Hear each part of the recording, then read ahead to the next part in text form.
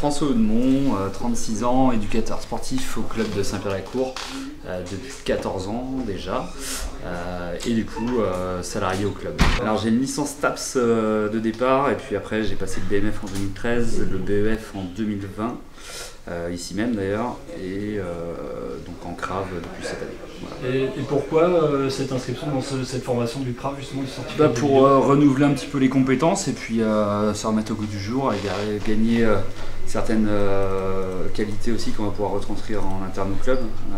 L'outil vidéo c'est quelque chose d'assez nouveau et la formation s'inscrit dans ce protocole là pour moi d'une part, mais aussi pour le club, pour gagner un petit peu aussi en qualité sportive et puis au niveau aussi de nos staffs, de pouvoir les éveiller à ce nouvel outil. La vidéo c'est quelque chose de nouveau et puis à la fois pas du tout, parce que j'en avais fait il y a déjà plusieurs années, mais de manière très artisanale, sans les moyens qu'il peut y avoir maintenant. Et puis le club souhaite aussi pouvoir mettre en avant ce que font nos licenciés, comment on le fait. C'est aussi un outil de communication assez intéressant pour les réseaux sociaux, pour pas mal de choses qui peuvent être mises en avant au club. Donc ça s'inscrit dans la dynamique des 2 dernières années au club. La vidéo dans le foot amateur, pour toi, c'est incontournable. Maintenant, on ne peut plus en faire abstraction. On le voit bien, la plupart des clubs régionaux se sont équipés.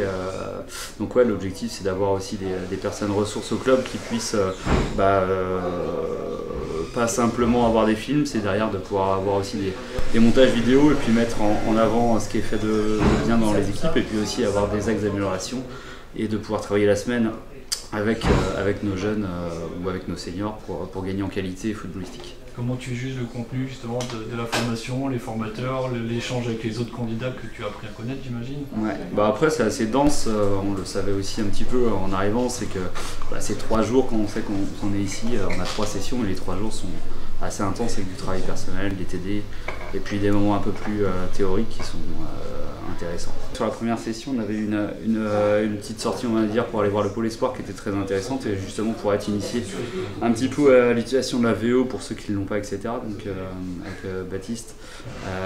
Et puis là c'est plutôt, on va dire qu'on est plutôt sur des parties aussi PC, où on apprend à découvrir les logiciels déjà premièrement, de pouvoir les manipuler.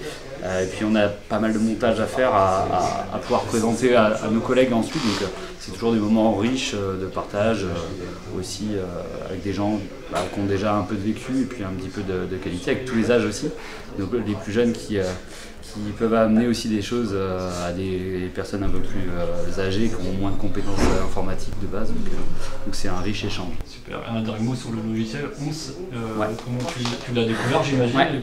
À quoi il sert, comment tu le... ONS c'est un logiciel d'habillage surtout, donc ça va permettre de pouvoir séquencer, d'aller créer une fenêtre qui nous permet d'avoir les vidéos qui nous intéressent vraiment sur le match, et après de pouvoir faire un habillage adéquat pour mettre en valeur les notions qu'on veut restituer à notre groupe.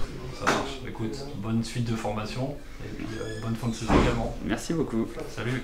On franchit des caps d'un point de vue compétences aussi, que ce soit sur les logiciels, même à côté sur les autres compétences informatiques.